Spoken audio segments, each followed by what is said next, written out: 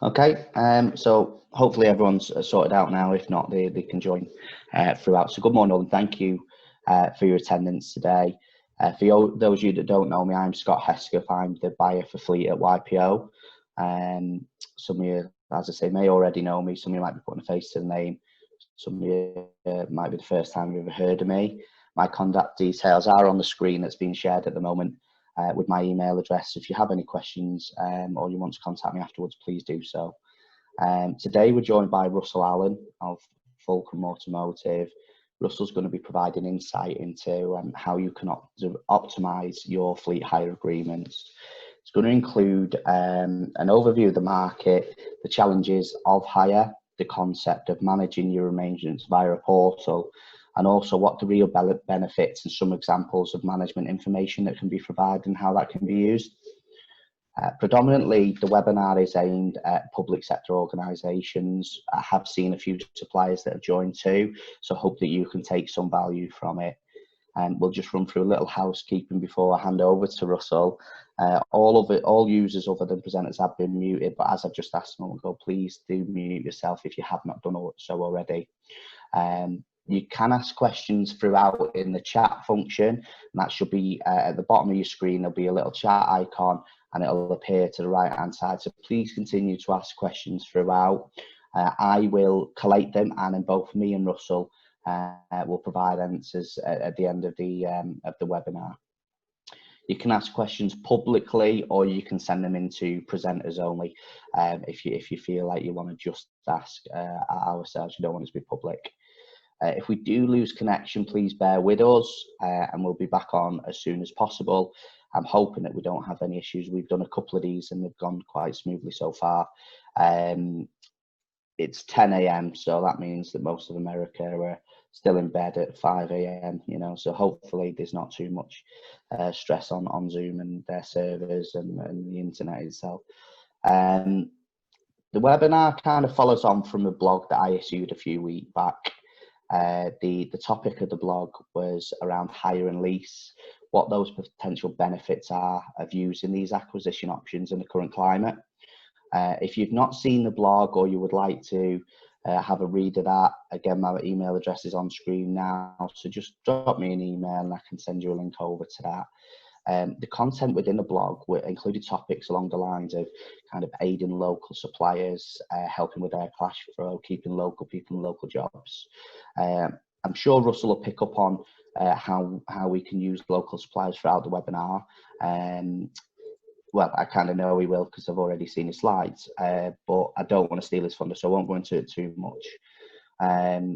But yeah, it's going to be kind of what the benefits are, how we can help you deliver those benefits.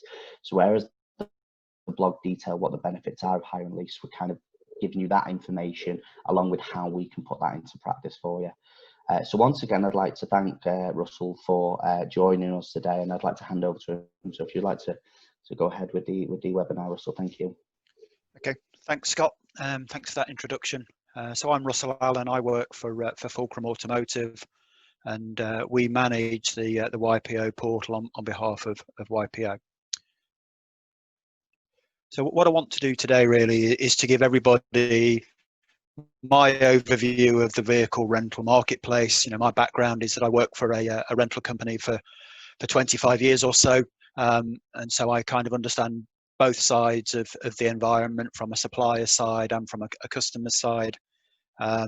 So hopefully the information that I provide will be useful. For some of you guys, you'll already know it, but for others, it may be an insight into, I guess, where we're at and what's changed. From my perspective, the market for vehicle rental has become increasingly popular for various reasons, really. One, it reduces capital outlay for end users. It gives you very good options around sourcing vehicles for different purposes. So clearly, if you have a vehicle that you've purchased or you've leased, that one vehicle is what it is. Whereas if you've rented a vehicle for short or medium or long term, that can be swapped over if your needs change as you go along. And obviously the ability to flex vehicles in terms of how many you have as and when required. You know, sometimes you may need more vehicles, for instance, over the autumn with cage tippers versus in the spring, for instance. So all of those elements come into play with a sort of pay on demand for your vehicles. The other factor that I guess we see a lot now is that the traditional vehicle leasing and contract hire market is reducing. The company car segment is shrinking rapidly, and the contract hire companies themselves see that as a bit of a challenge in terms of where they're going next.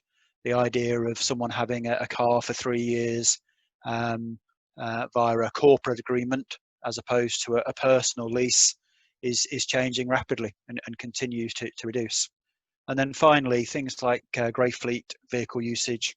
Some of you may have employees who use their own vehicles for company business.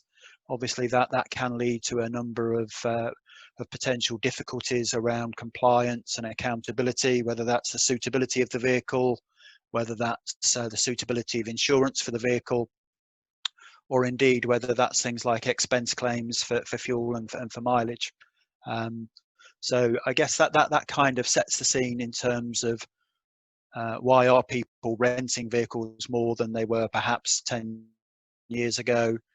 And I guess our experiences over the past 3 or 4 months with lockdown will increase some of those benefits from not having outlay on a capital vehicle, or the idea of having flexible rental for staff who may not be working in the office as much as they historically did.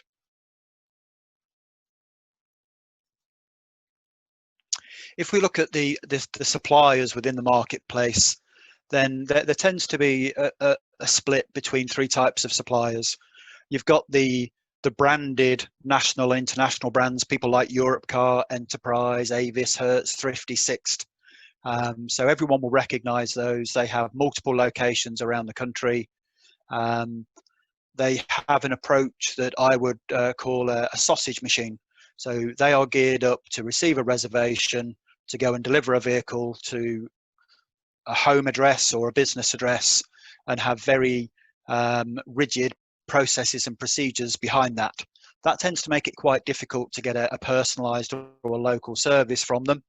But it does mean that they have lots of vehicles and they have lots of locations around the country, and that they can support things like one-way hires or airport pickups. So if you want to hire a vehicle in Brighton, drive it one way to London, and then drop that vehicle off, you can, because they're geared up to support that type of environment. But clearly, as a customer, you only get access to their individual contract and their individual vehicles unless you sign up to all of those suppliers, in which case you will have different contracts, different service levels, and it becomes quite difficult to manage them. Alongside that, you have the more local or specialist suppliers. So people like Dawson's, who perhaps are providing sweepers, nationwide platforms for elevated vehicles, or Garrick for welfare vehicles. And then you have the truly local suppliers who only support local business, whether that's in Leeds or in Birmingham or whatever it might be. The great thing about local suppliers is that they tend to know their local marketplace particularly well. They know where your offices might be. They know how long it will take to get from their location to those offices. So they can offer a really specific local service, which obviously works for you in terms of that, but also means that you guys get the opportunity to support a local SME. The downside to a local supplier is that idea of taking a vehicle one way simply doesn't exist. So if you pick the vehicle up in Birmingham, you want to drop it off in Edinburgh, it's extremely unlikely that that's going to be possible in that environment. So as long as you understand, or the portal helps you understand that isn't possible, then that isn't a massive challenge, but it is something to bear in mind. The other challenge may be that if you support delivery of vehicles to employees' home addresses, the geographical challenge of a home address, it might be a long way away from that local supplier. So their ability to deliver a vehicle at short notice when they're having to go 30 miles maybe a challenge for everybody in that environment. And then finally, you've got the concept of a rental broker. So people like Nexus or Compello or AVR, and what they're doing is they're buying in rental from all of those other suppliers and then reselling it out to customers. But the important element of that is that the broker really decides which supplier are you going to use, and that's predominantly based on the rental broker's ability to get the cheapest possible rate for that one hire and then sell it out at a fixed sellout cost to you, so they maximize their profit in that way. So there's a place in the market for all of those type of suppliers. There isn't one size fits all, and a mix and match approach does work for most customers.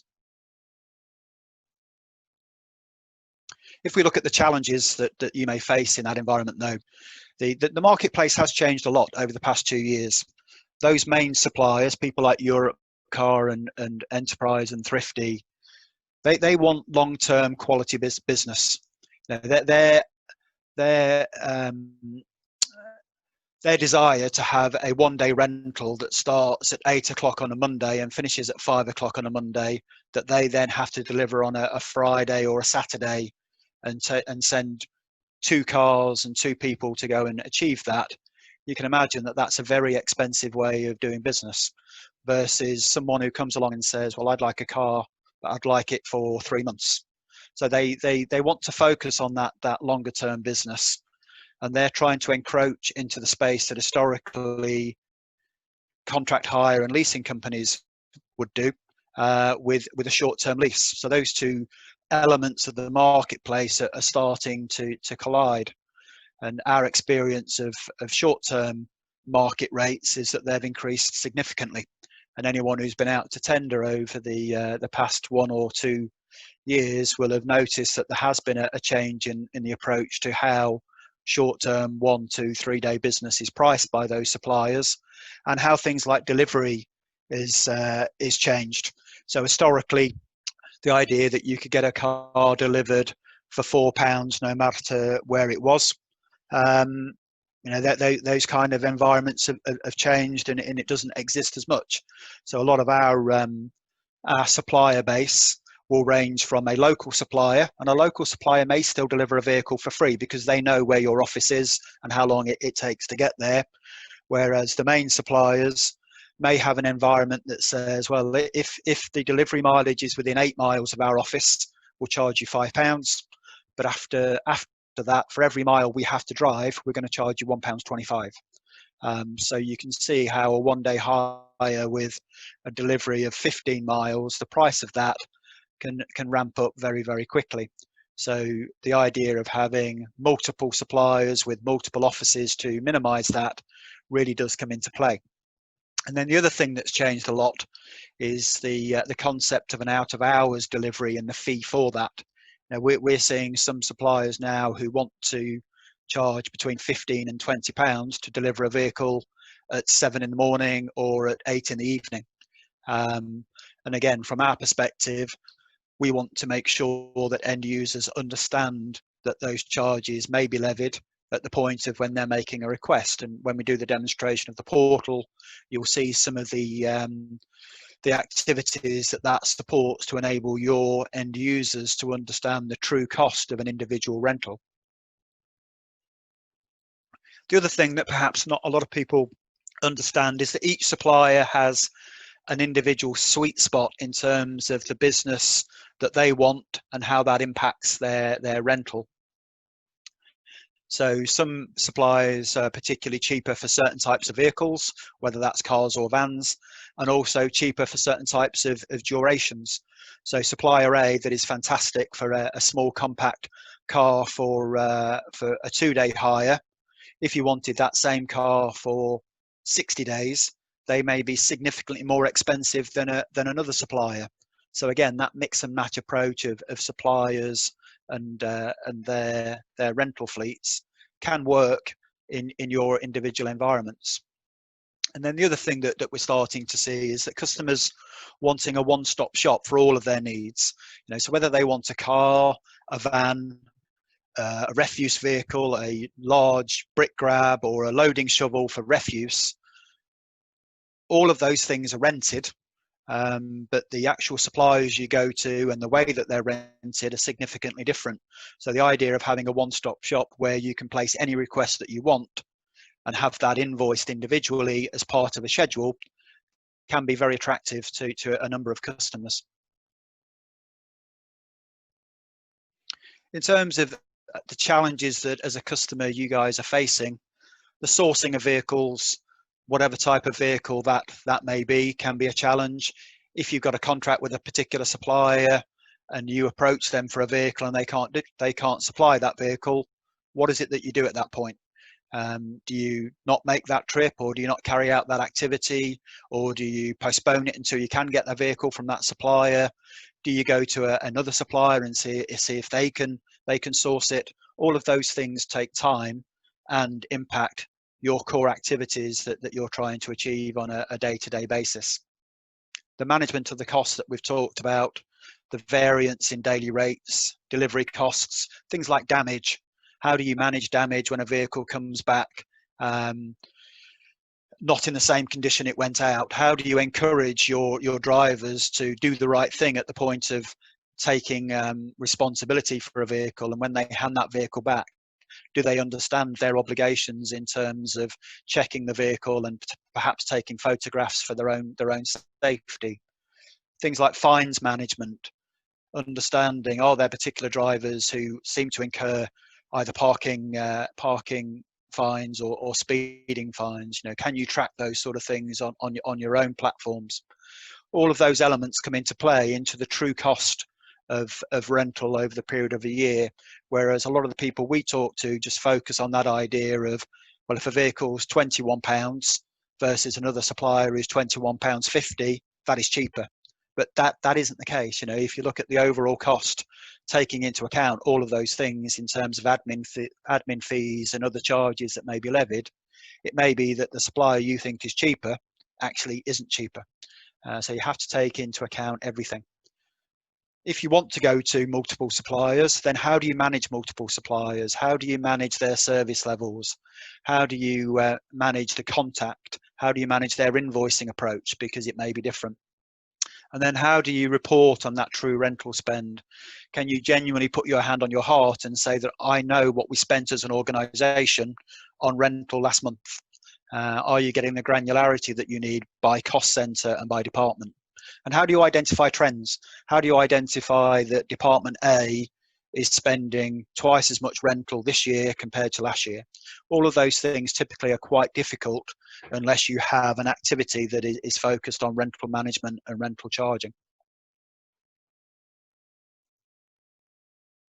So if we think about the concept of the portal, when YPO went out to tender a couple of years ago, it was very innovative. They had moved beyond that idea of approaching individual rental suppliers, asking them to come back with individual rates for individual rental types and durations.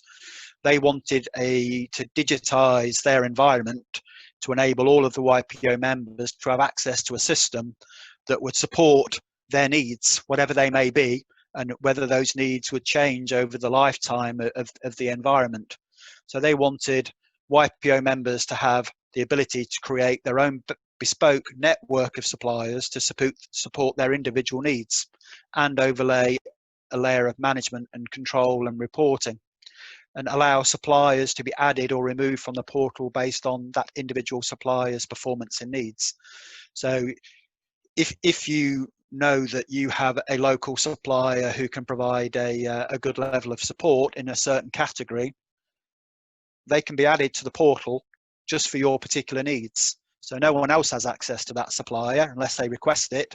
They're added for your needs as an individual member, and the process for how you as a member go and hire a car will be exactly the same whether it's a local supplier or a national supplier. So you get a completely integrated supplier network that is managed as part of the portal and as part of the services that we provide as the backup to the portal. And so in our environment, we have a number of staff who are dedicated to providing that professional rental management to support you in terms of your needs to manage suppliers, to manage customer service issues, to manage billing, to manage administration of damage. But all of those things are on a mix and match basis.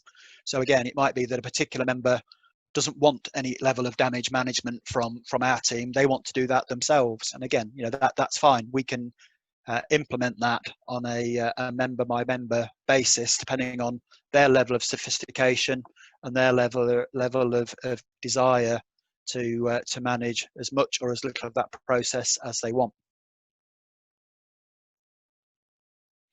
Okay, so that's kind of the background to the environment itself and to the portal. What I'd like to do now is demonstrate the portal in a quite a basic form, but hopefully you'll get the idea of how intuitive it is and how it can help you with your needs in terms of rental. So let me just share that particular screen.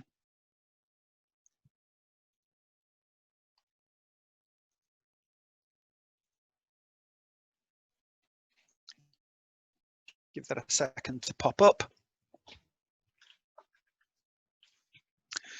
Okay, so this is the logon screen for the portal. It's accessed through pretty much any browser, and the process is that we allocate users based on the individual member's need. So a user may be an end driver, or it may be a fleet administrator, or it might be someone within each department who is authorized to make requests for vehicle rental.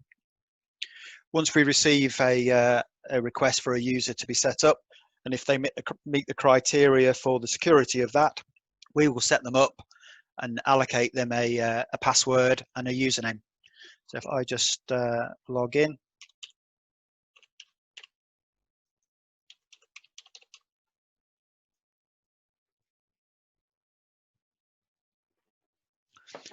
The first screen that is typically presented is a dashboard.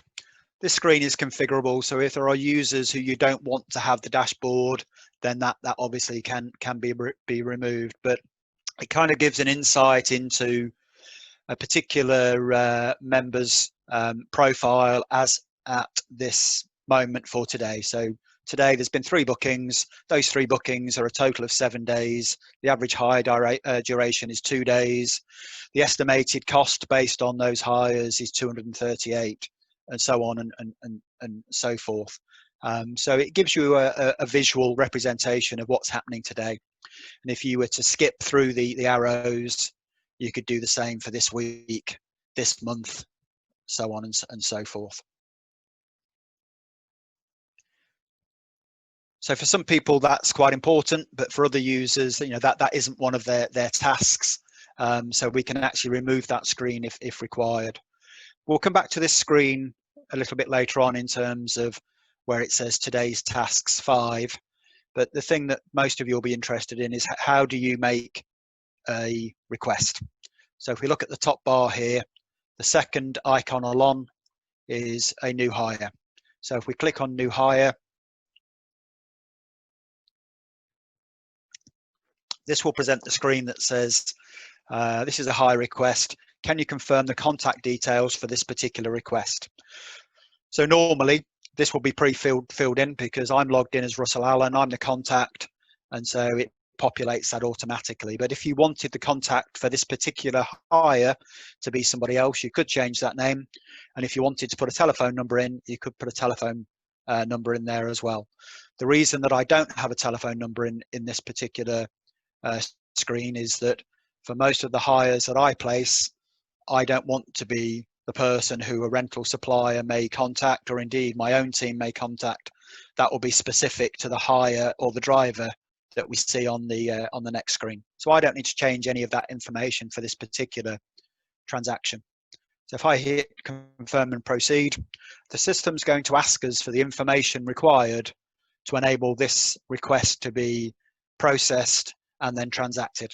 So the first concept will be, who is the driver? So one of the things we come across fairly often is that, is a driver an individual, or is it a vehicle that may be used by a department?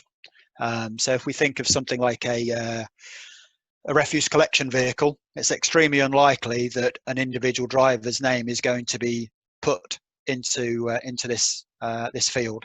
It may be that it's a particular refuse collection site or a particular contact at a refuse site. That's all supportable by the system. There is no need to have a particular surname in there that is an individual. So I'm allowed to type anything that I want in there. If it was a driver that had hired before, and we typed in part of that name, then the system will pop up that driver before, and we can go ahead and enter those details from that environment. If it isn't someone who's hired before, then you do have the task of typing in the driver's details so that is populated. If we were to at that point say, well, let's just carry on, let's just hit proceed, the system will come back and tell you for that particular screen and that particular YPO member, what of those fields are mandatory. So in this particular case, you have to put the driver contact number in, but you don't necessarily have to put in a driver's email address. So if we put a telephone number in there, then that's all we need in terms of the driver details. There are some elements below that are required for most customers of the portal. So the first one will be a cost center. For most hires, people want to know what part of the business or the local authority was this hire requested for. So it could be a free format cost center if that's what you want.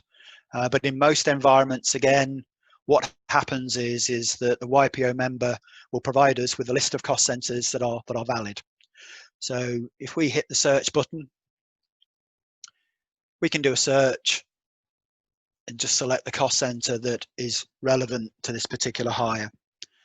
Next part of the screen asks us for a reason for why we want to book this particular vehicle. And again, most YPO members will present us with a list of hire reasons that are valid for their particular environment. And that could be as long or as short as you want it to be.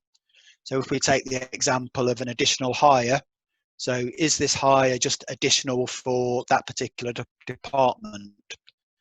Or it might be that this is an accident hire, that we're hiring a vehicle because the vehicle that we would normally use that's part of our own fleet is off the road for whatever particular reason. We have a free format box to add more information for management information purposes. So it may be that in there that there is an accident reference in relation to that particular vehicle that was off-road. If we look at the next section, most YPO members tend not to use this section of the platform. The idea of putting in an existing vehicle information is related to accidents or related to the servicing of vehicles. So if, for instance, you wanted to know how much have we spent on rental to support a particular vehicle that seems to be off-road for lots of different reasons, it breaks down, it has servicing, whatever it might be, you can put that existing vehicle registration number in there, and for reporting purposes, that will be part of the reports that are generated, and you could do a report based on rentals related to registration number XYZ, and you would see your total spend on that. And indeed, if you wanted to upload your fleet of vehicles, then that could be done, and that same concept of searching for a registration to make sure that it's correct, a bit like the cost center, can be carried out. For this particular hire, we won't do that. There are a set of notes at the bottom that are customizable for each individual YPO member that may convey information across to your user population about what they should or shouldn't do in terms of authorization for any particular hire. And again, that's bespoke to the individual YPO member. If we hit proceed at this point, we've supplied to the system information regarding the individual driver. Now what we need to do is to give details around when do we want the vehicle, how long do we want the vehicle, and where do we want the vehicle. So this information will be pretty familiar to most of you who have ever hired a vehicle. So if we think about a start date, so the system allows us to click in the date field and skip through various months and select a date. If we go for the 7th of July, we obviously can change the time here. So if we were to change the time to be 0700 in the morning, you will notice that the system has popped up a message at the bottom of the screen advising you that you've requested an out of hours delivery or collection, and that may incur an additional charge. So that's one of the options on the system that can allow certain parameters that they may input that may impact the cost of a hire. If we go back and change that to be 0900, then that warning box will disappear. We then have the options around how might the vehicle be given to the end user. Do we want it delivered? Do we want to go and pick that vehicle up from a supplier's address, and that may save us margin? Or is it an airport booking? Have you got someone within your organisation? All of those things are possible, and whichever one you select will then impact what happens next. If we assume that we're going to have a vehicle delivered, and that's the majority of hires will be delivered normally, we look up the address, and if we put an address based on a postcode, we select an address from the drop down and we click confirm. In this particular case, that is a home address, and the system knows it's a home address based on the first line of the address, and it pre-populates the system to say that it's a home address. And again, there are some suppliers who will charge an additional fee for a home address versus a business address. If we go back and change it to a business address, the system knows that that first line is a business and changes it to a business address.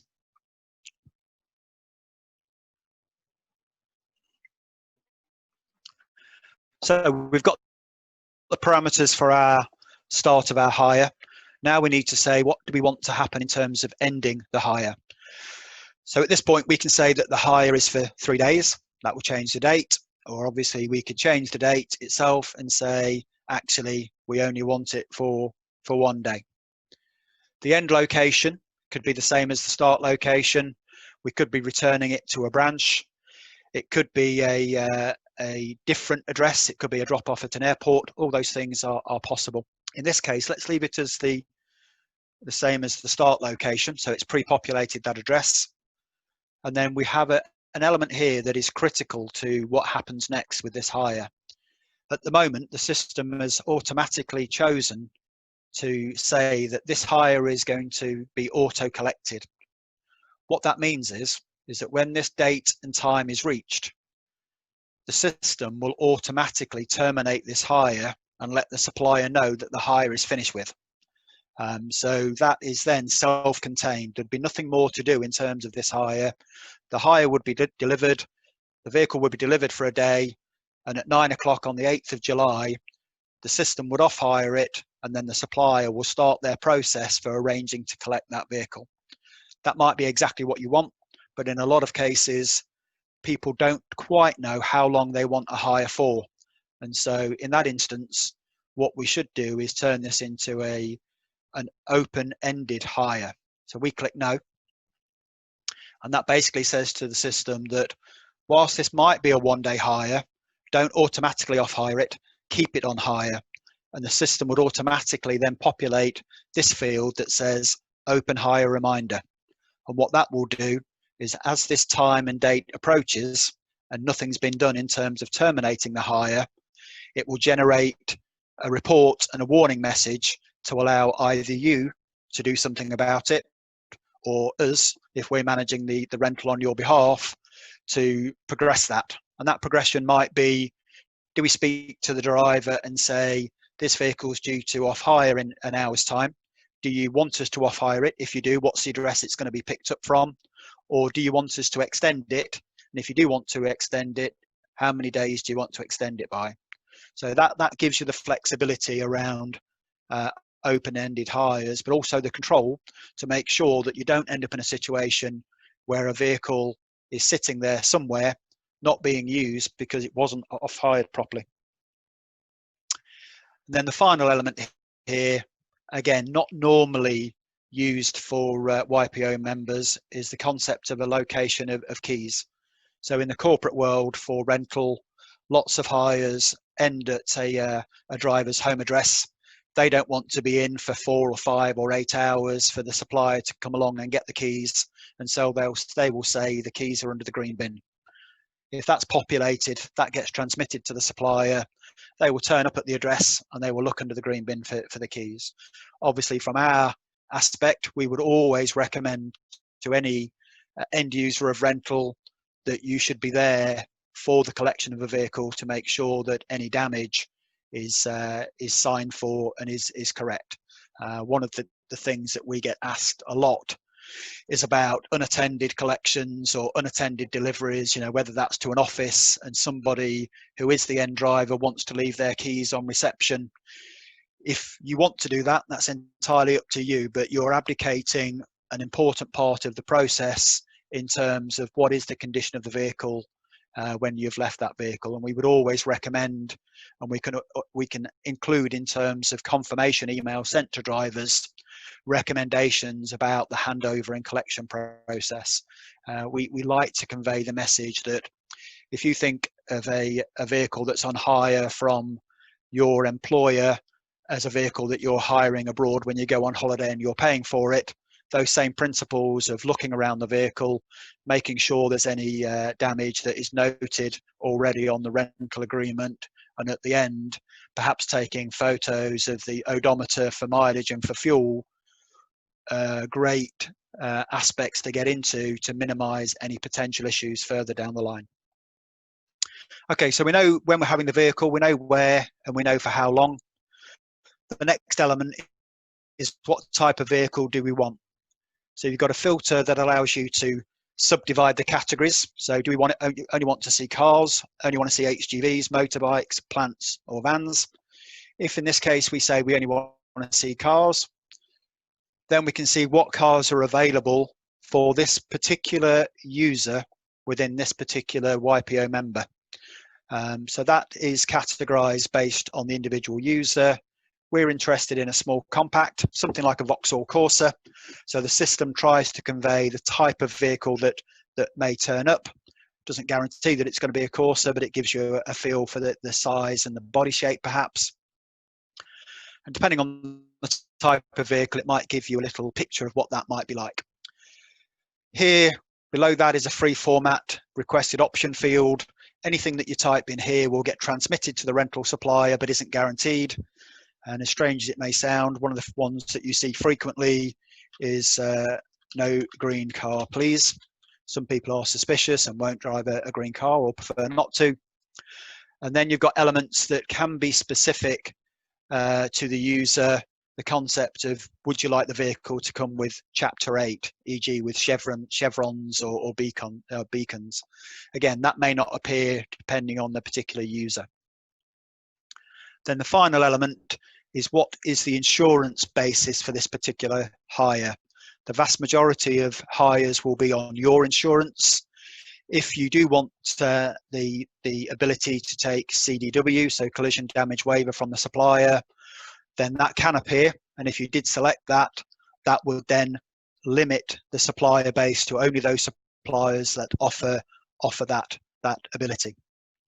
If we hit proceed, the system at this point will go and check all of the suppliers who potentially could fulfill that particular requirement, and it will display them in price order.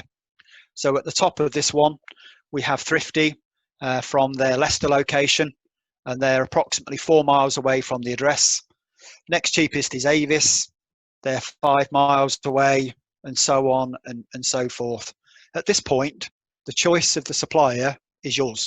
So it might be that you always want to choose the cheapest supplier, or it might be that you want to choose the closest supplier for the environment, or for whatever it might be. So in this case, the closest supplier is Enterprise. They're 3 miles away, but they are more expensive than the top supplier.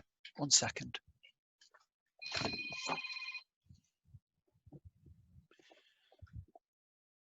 Or it might be that there is something specific to the car itself. So it might be the description of the car that Avis, their group that relates to this type of group that you're requested is a Ford Focus, as opposed to Europcar's Vauxhall Corsa, and that slightly larger body shape might be important to you. But the important thing is that it is your choice which supplier you go for. The suppliers that you see on here will be limited to the ones that you've asked to be available to your particular environment. So if you never want to see Enterprise, they'd be removed from your scheme and you wouldn't see them.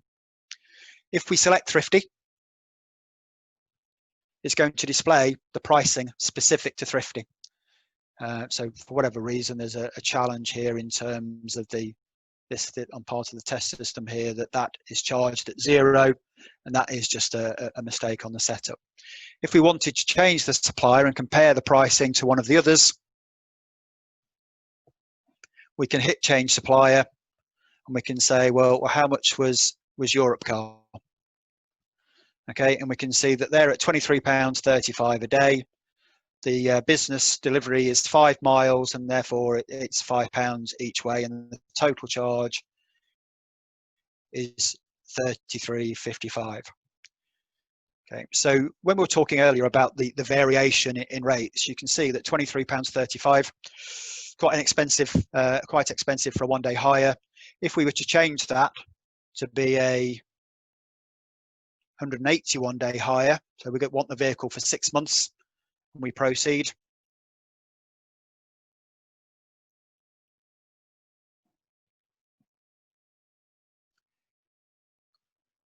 You can now see that price is reduced from £23.35 to £10.35. So they're much more interested in long-term business than they are in short-term business, and the tariff represents that environment. If you again wanted to change the supplier and see what the rate is for a different supplier, so if we were to choose Enterprise at this point, they're at £11.31. So they're just under £1 more expensive than Europcar, but obviously over 180 days, that makes quite a significant difference. Below that, in the elements, some customizable fields. So you've got the ability to be able to send confirmation details. So once this booking's confirmed, send it to different email addresses. So it might be the driver, it might be the administrator. You can free type those in. In some cases, that will be pre-populated by the system itself. And then you've got elements at the bottom that are bespoke fields related to you individually. So it might be that you always have to have a purchase order number, and that purchase order number always has to be 2 letters followed by 5 numbers, and it's mandatory. We can set that up for you as an individual member, and if you try and confirm and proceed, it would come back and say you've got to put the purchase order number in, and it won't allow you to put the incorrect format in. So you can have up to 8 fields there that are specific to you, and then will come out on the reporting. If I was to hit confirm and proceed at this point, the system will automatically send that request through to Enterprise, and they will begin to process that. I won't do that at this stage. If Enterprise, once they receive that request, can't do that hire for whatever reason, they will either decline it and say we can't do it, in which case either you or ourselves can go through the process of allocating it to a different supplier if that's what we want to do. Or it might be that they come back and they make an offer. They say we can do that vehicle, but we can't do it at 10 o'clock in the morning. We can only get it there at 12 o'clock. Is that acceptable? Or we can't give you a Vauxhall Corsa size vehicle. We can give you a Ford Focus size vehicle, but it's going to be at the same rate. It's going to be at the smaller car rate. Is that acceptable? And again, your option as to whether you accept that or whether you instruct us to accept that on your behalf. So that ability to drop down through suppliers is there on the system to enable you to ensure that you get the vehicle that you need, or if it reaches the point that says, actually, I'm not prepared to pay that extra £1 a day, I'd sooner wait for the cheapest supplier to have one available. You can choose to do that. So hopefully that's pretty self-explanatory in terms of the hire process itself. If we go back up and look at the top bar and we looked at reports, then the system comes with a whole suite of reports related to what you want to do. So from things like fourth EU report to ensure that you can see information regarding vehicles on hire that are live. Let's say they were live on the 1st of June. So that you can then use this information to update your own insurance to make sure that they appear on the motor insurers database. All that information is there that you need, and you can use that then to upload to that system or enter into that system if that's what you choose to do. Or if you wanted to have a P11D report because someone's been allocated a vehicle and they should be taxed on that, same principle.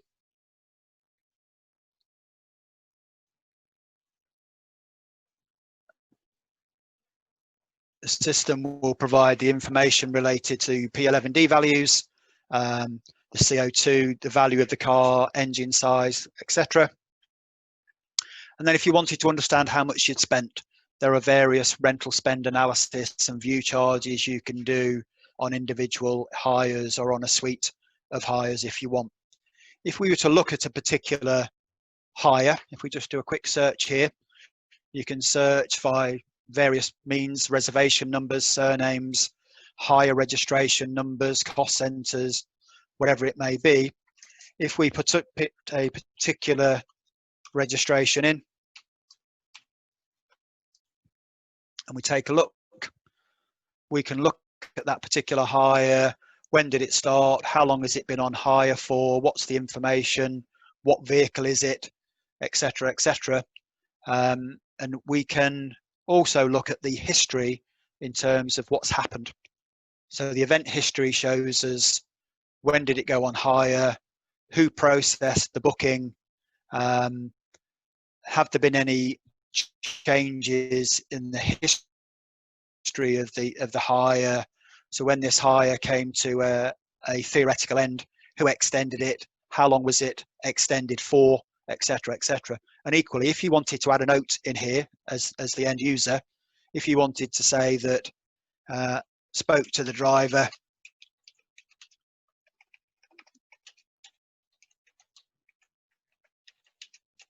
and asked for 2 more days, and we save the note, that will appear in the history as well. So you can see the process behind any extensions or off hires if there's any debate further down the line. Okay, so if we go back to the dashboard, that concept of open-ended hires that we talked about, that relates to terminations due. In this particular case, there are 5 vehicles that have got hire reminders that are approaching or potentially have approached the end of their hire. So the one at the bottom is due to off hire at 11 o'clock today. Nothing's been done with that. And if the end user doesn't do anything with it, then we will step in and we will phone the user and say, this is due to off hire. What do you want us to do? Do you want us to extend it or do you want us to off hire it? So the rental management team here will support you if that's what you want. If you don't want that, you want to do everything yourself, that's absolutely fine. We won't get involved. Okay, conscious of the time. So that's a basic demonstration of the platform itself. If we just skip back to the presentation and we can talk a little bit about the benefits of the platform itself.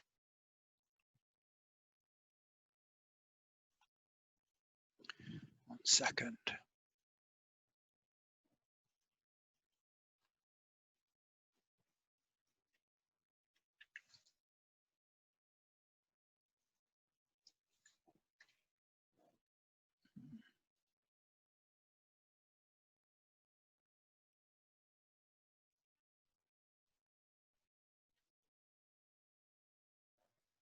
Can you hear me, Yep, Scott? loud and well. Okay, that's all right. It says I'm not signed in for some reason, so that's a bit strange. Can't see the meeting. Right, let's stop that share. There we go. Go back to the presentation.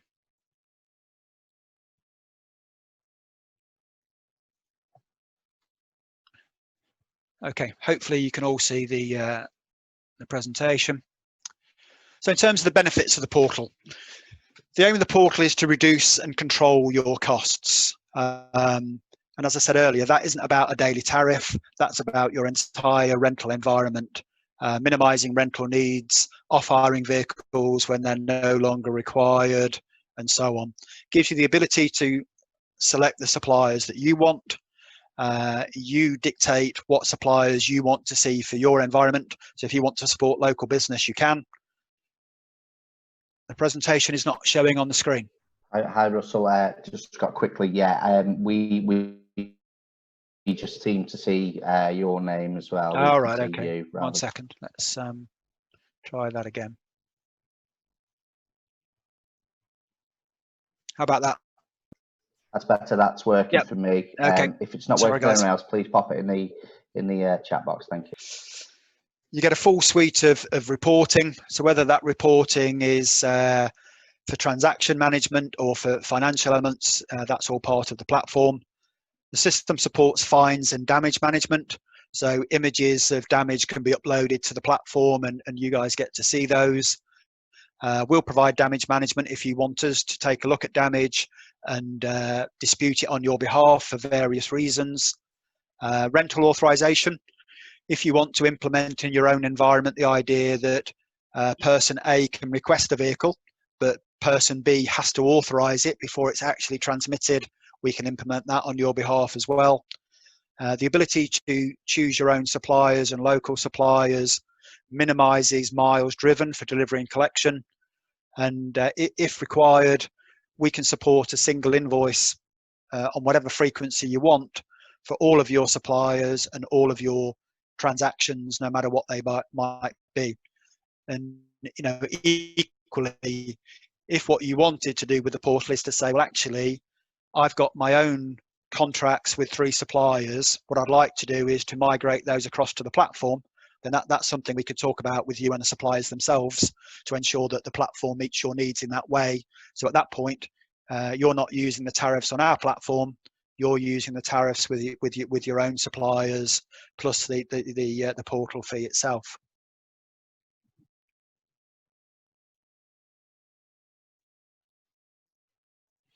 Okay, so that's the end of my element. So if Scott has got any questions there that we can run through, and we can try our best to answer them. Yeah, we have received quite a lot, so thank you very much for the presentation and the webinar, Russell. We really appreciate it. I hope all of the users did found it useful and provided a little bit of food for thought on how we can optimize our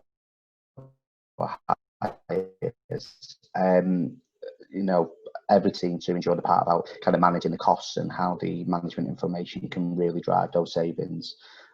We've received quite a fair few questions. Russell and I will answer those in a few seconds, but please feel free to continue sending them questions in. Any that come through, my colleague Matthew, who's running the webinar today, will kind of drop on a note to me as well, so to be sure that we don't miss them out. If you've got any questions following the webinar, please send them through to us. If you didn't capture my email a little earlier, please just send them through to fleet@ypo.co.uk. That'll come direct into my inbox anyway, so that might be a little bit easier for you. So any questions afterwards, please just drop it on an email to me. So in terms of the questions, the first one we received was, maybe have copies of the presentation, please. I did answer quickly in the chat box earlier, but yes, I will be sure to send out the presentation to all attendees today following the conclusion of the webinar. That'll probably be later today. The second question, I think probably it'd be best we hand it over to Russell. and that is, if I have existing hires with suppliers, can these be migrated to the platform? Yeah. Okay, that's a good question. So we did a recent exercise for Leeds City Council on this basis. Yeah. So if you have current long-term hires with suppliers and you'd like to bring them across, so you've got a single management view, then that can be done. So we would get the details from those suppliers, we would upload them into the platform, and then at that point they can be managed in the same way, and the reporting would reflect those ongoing hires as well as any new hires that you place. Brilliant, thank you. And the next question, again for you, Russell, is what is in place to ensure vehicles are serviced and safe for use for small vehicles? Okay, so all of our suppliers will have signed up to a basic code of practice in terms of their approach to making vehicles ready for hire and the servicing schedule. And clearly one of the benefits of the platform is that if a supplier doesn't meet that criteria, based on feedback from YPO members or whatever, then they can be removed either from the portal in its entirety or from individual YPO members. But the basis is that the core suppliers on there, obviously their fleets, people like Avis and Thrifty, will typically be less than 6 months old anyway for cars, and they'll be servicing them according to their own safety standards, and in fact will be audited on that basis. Thank you. The next two questions are similar in some sense and kind of follow on from the question about the small vehicles. So the first one is all licensed vehicles require a PDI and brake test before we will accept a hire vehicle. Yeah. How is this managed within charges and delivery, etc.? We would not expect charges until the unit has passed the PDI. And along with that, what we might answer at the same time is, does the system support compliance management for HGVs? Yes, it does, yeah. So if I take the compliance piece first of all, so one of the enhancements we had to the system fairly recently was the ability to have compliance dates. So dates for it being taxed, MOT, tachograph calibration, Lolas for cranes and for tail lifts, and PMI dates, which obviously the PMI date would vary by O license anyway for YPO members. Any prerequisites for the delivery of a vehicle to a particular YPO member that they may have, obviously we'd work with the YPO member and the suppliers that they wanted to use to make sure that those things were done as part of X, and were documented accordingly on the documentation that's provided. Excellent. We currently have a framework in place for vehicle hire whereby suppliers submitted their pricing as part of the setup of the framework. How have the prices on the portal been worked out? Okay, so there are two types of pricing on the portal in terms of the suppliers' rates. There are the public rates, I guess, the ones where we've approached the suppliers and said, can you provide rates for these types of hires, 1 to 2 days, 3 to 6, whatever it might be, and they come back with those rates and they're loaded on the platform. And then there are also the rates that are specific to YPO members, where they've negotiated them with their local suppliers and brought them across to the platform. Obviously those rates are only applicable to those individual members, but that option is there. And one of the things I'd say is that the more volume that goes through the portal, the more of a buying club, if you want to use that phrase, there is, that allows us to approach suppliers and say, look, we've now got £5 million worth of rental going through the portal. Would you like to revise your rates?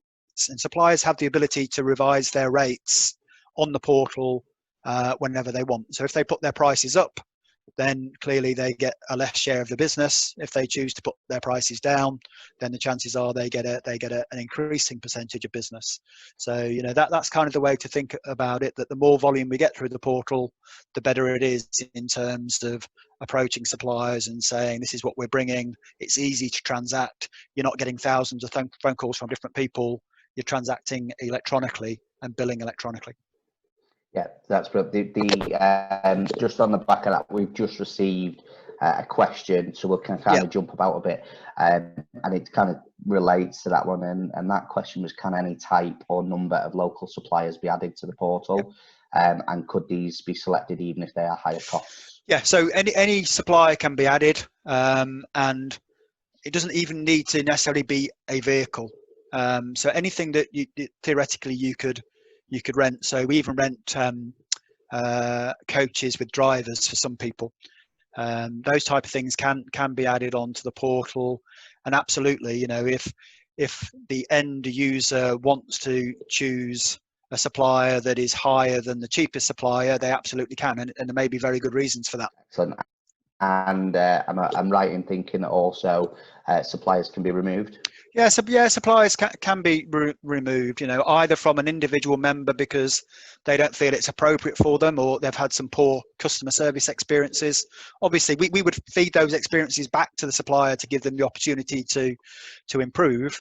Or, if there's a general view that supplier B is a specialist supplier, however, their vehicles are a bit older, don't seem to be maintained, lots of breakdowns, we'd prefer not to have them on the portal.